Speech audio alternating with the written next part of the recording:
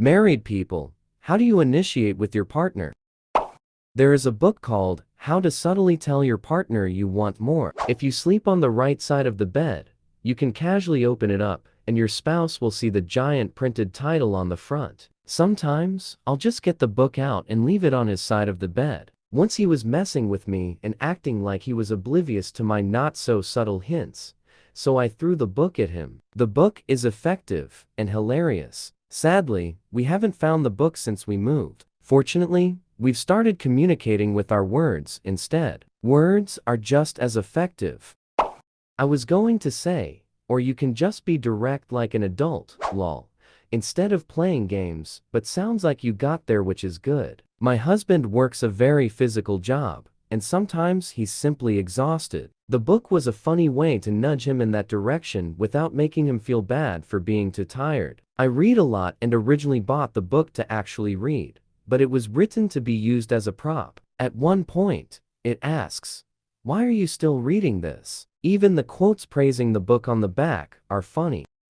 This is so legit. By the time bedtime rolls around, we are both tired, and we have different schedules. This literally happened today with my wife and me. We have 2 toddlers, so we're extra exhausted. Earlier today, we had the why initiation of, "Hey, we both showered today. Want to have after the babies are asleep?" Sure.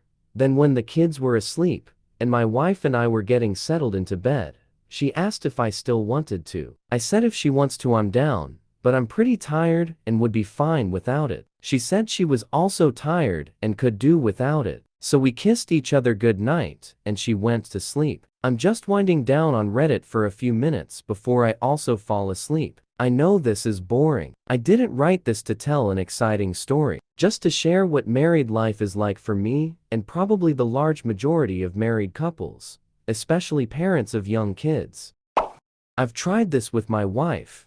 Never works. She only ever wants to have just before bed. Never in the evenings. Never in any other room than the bedroom. Always me on top. Always me giving her foreplay to get her off first. I don't mind that part so much. I'd rather she has fun first than deals with my pleasure. Never does the positions and acts I want either. I am so tired and bored of always initiating. It should make me feel so much more desirable if just once she made me feel as if she isn't just getting what she needs than having to finish me. I miss blowjobs and her getting on top, and her jumping me from when we were first together. She won't say no to me going down on her, of course, hypocrite. Hell, I just miss her thinking of my feelings first in all aspects. She become rather selfish these past few years. I seem to be the only one who goes out of their way to please the other. I give and give, yet she just takes.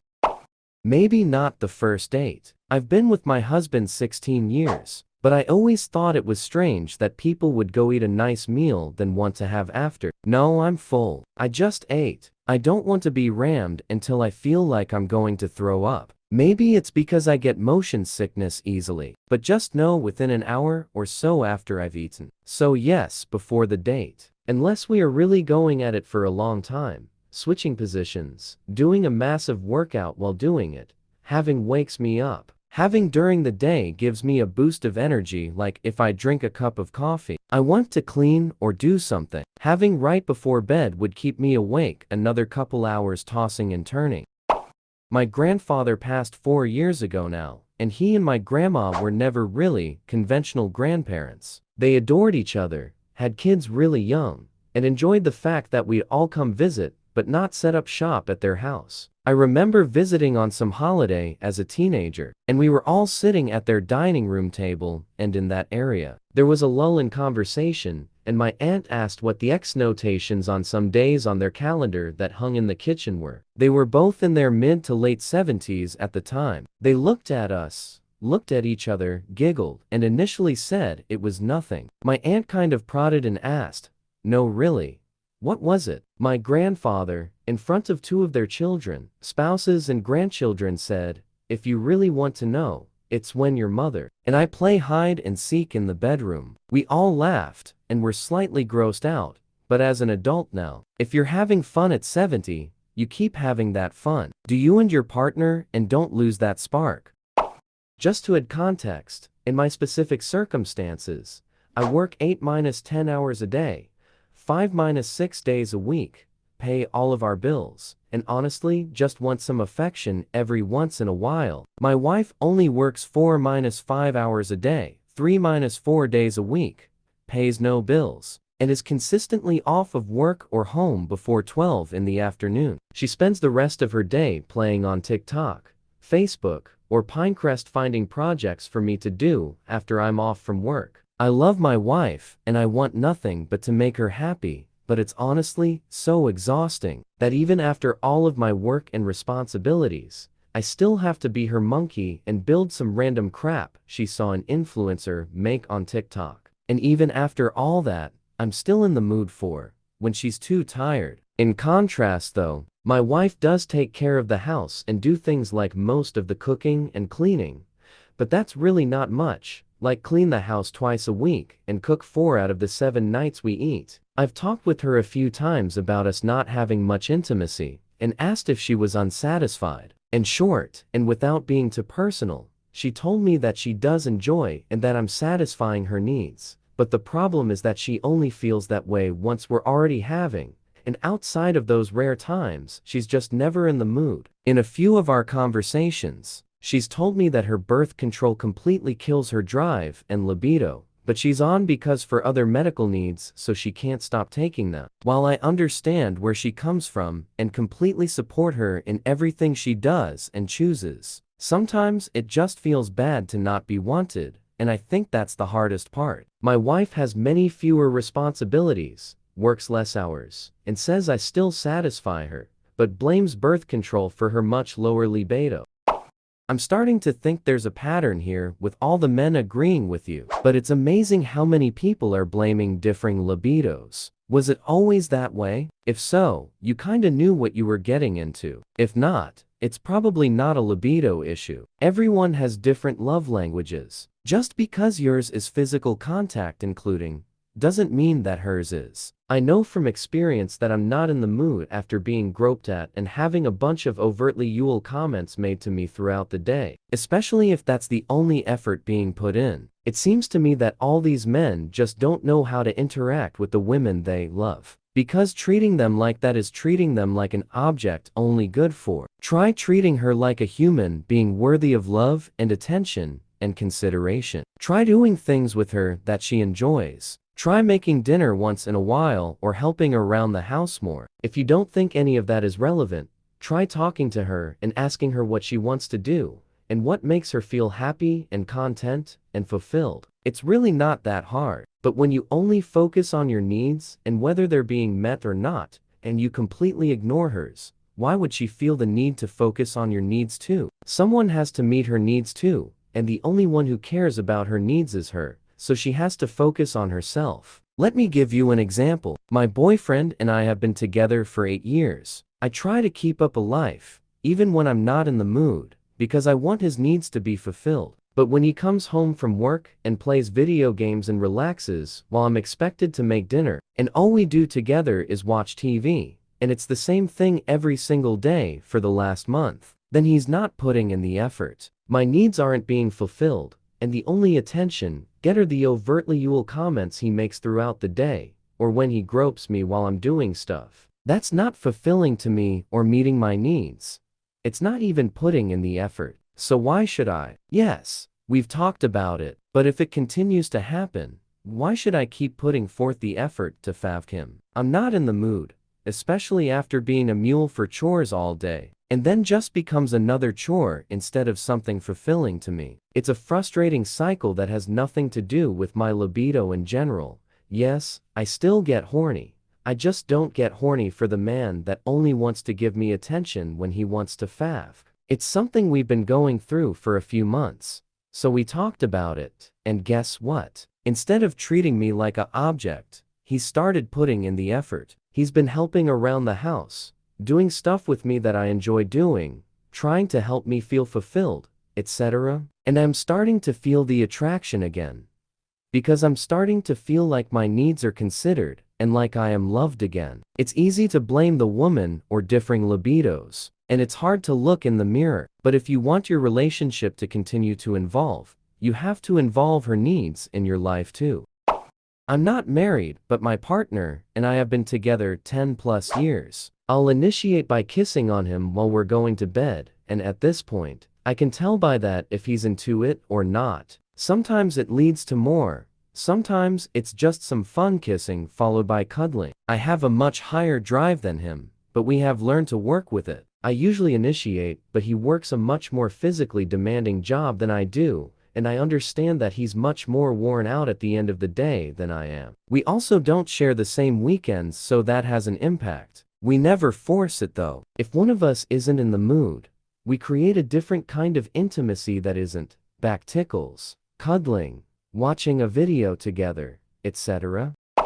My wife and I have 3 different methods. Sometimes we will plan a night. This is typically a Friday or Saturday night when we will have a couple of drinks and hit it earlier before we have dinner, and then relax with the movie. We also have a couple of battery-operated traffic lights on our bedside tables, the kind the kids have for toy cars. If we are feeling up for, we'll put a green light on when we get into bed, letting the other partner know what we are thinking. There's no pressure on either of us to respond, but we are usually happy to go with it. The final one we use I picked up from a comment by another Reddit user. If one of us is feeling horny, we will say, "Feeling horny now, and I need to come." Going to the bedroom, "You can come if you want." Most of the time we will go to the bedroom together, but there is no pressure if you are not up for it. So whoever is horny can take care of their own needs, if the other partner is not up for it. We discussed all the methods in advance after our Yule frequency started to drop off,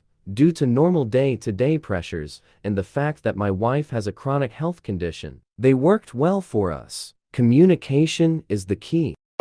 The light by the bed makes me think of a story with my parents. It was right before my wedding, so I was at their house a lot to finish all of the planning. I noticed in their bedroom each time that the statue of the Virgin Mary, they are that Catholic, had been turned so that her back was to the bed. After seeing it several times, I asked if they had it turned, because they didn't want Mary to see what was going on, and that was their signal to let the other person know that was an option. That was the day I learned that if you want good weather for something, you make sure that Mary is pointed toward an east-facing window 3 weeks prior to the event. And yes, it did work. We got married at the end of September, and it was 75, sunny, and not humid. On days we click, we flirt with each other and hit on each other throughout the day until a moment is available. On days we aren't communicating as effectively, we either have to directly state it or we don't have it. Some days we write sticky notes with either loving sentiments or why ones and leave them on each other's desk or a place they'll discover it. It never just happens though. We make time for the things we love, but everyone has responsibilities that sometimes take the energy out of you, and sleep wins before can happen. If your partner is always exhausted, try taking things off of their plate to give them more energy and show them you understand. Never do that to get, but rather to make an environment where your partner feels understood, appreciated, and connected to you, which often leads to why times naturally. A few years ago, my wife and I had a very candid conversation about what our ideal marriage would be like in all respects. We agreed we generally enjoy having about 3 times a week, so we made Monday, Wednesday, and Saturday the defaults. And we know in advance those nights are designated Y times nights. Either one of us can decline for any reason, and we often renegotiate. This week, I was crazy tired on Wednesday from working out and doing some extra hard yard work, so we postponed to Friday. But we know those nights are the usual ones, and it's nice to anticipate. We make a point to get to bed early on those nights and often have long, important talks before we bone each other rotten. It's great.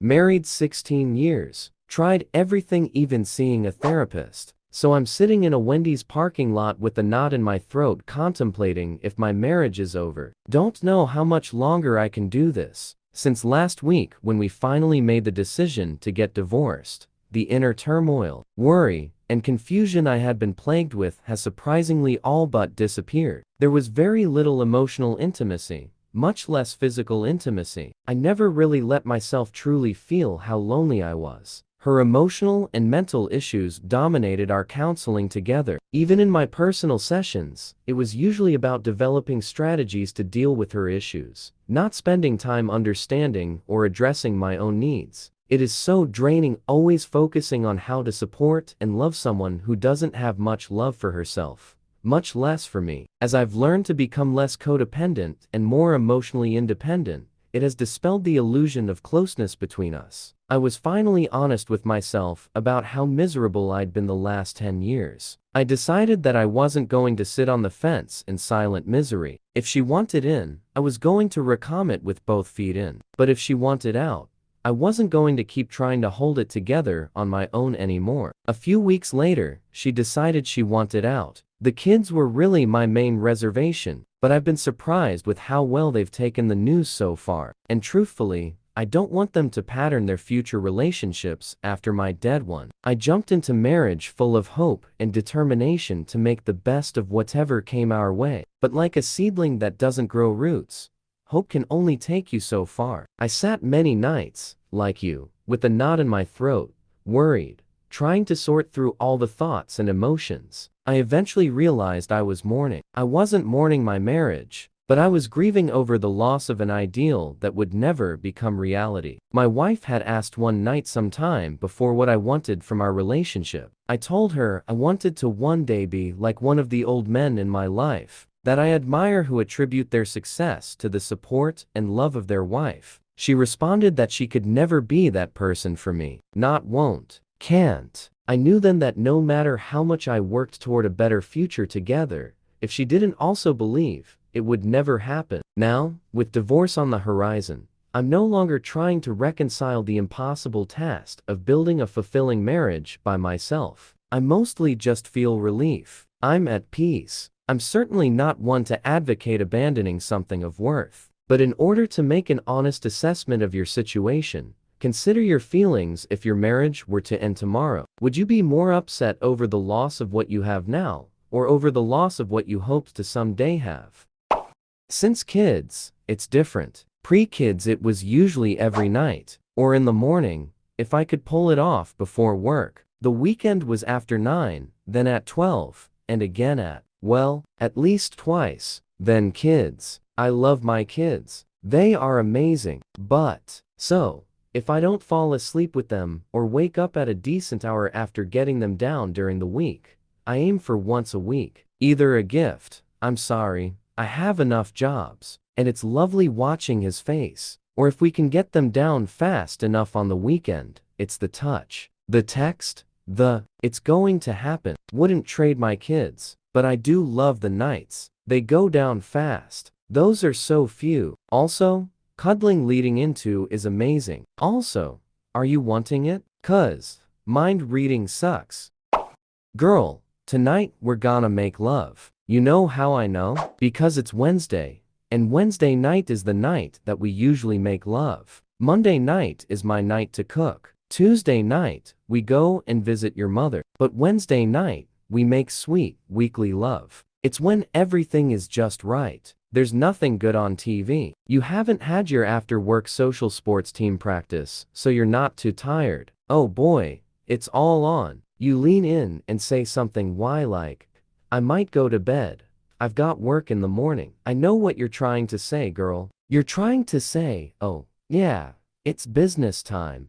It's business time. Then we're in the bathroom, brushing our teeth. That's all part of the foreplay. I love foreplay. Then you sort out the recycling. That isn't part of the foreplay process, but it is still very important. Next thing you know, we're in the bedroom. You're wearing that baggy old ugly t-shirt you got from your work several years ago. You know, the one, baby with the curry stain. I remove my clothes very, very clumsily, tripping sensuously over my pants. Now I'm naked, except for my socks. And you know when I'm down to just my socks. What time it is? It's business. It's business time. Not married yet, but we live together. My boyfriend will do silly little dances to make me laugh. Or he'll come out of his room in his underwear and show me his butt crack and wiggle it for me. Or he'll smack my butt in the kitchen and run off playfully. It's all mating dance, ritual stuff. Guy trying to get girls' attention. He's so adorable. And it's precious that he makes himself this vulnerable to me. Even though I have a much lower libido than he does. We're middle-aged. I do it for him because it means so much to him. I want him to be happy and feel loved. I feel so sorry for the men whose wives won't do it at all. They don't understand what marriage is. You can't cut a man off completely just because you don't ever feel like it. You have to give him hope that it will happen sometimes, or you're setting your marriage up for failure. I was with my third to last partner for long enough to be common law. So, one of us would come close to the other and start kissing, holding the other person close, etc. The other person would get the hint. We were almost always physically affectionate. We remained close, cuddly friends for years after our romantic relationship ended. So it would essentially be asking by turning the physical affection up by one notch. One of us would just ask if it was a busy night. This was important, so that she could make sure that she had time to do everything in the day. Even if one of us wasn't in the mood, the person who wasn't in the mood would almost always at least do something for the person who was in the mood, while cuddling or whatever. We both considered answering bids for affection to be very important. If it was specifically her, she would basically either come up in front of me and wrap my arms around her while turning around and backing up against me, or she'd settle into the little spoon position and back up against me. Sometimes she would do this when she wasn't in the mood, just to see if I was in the mood and to see if she could do something for me.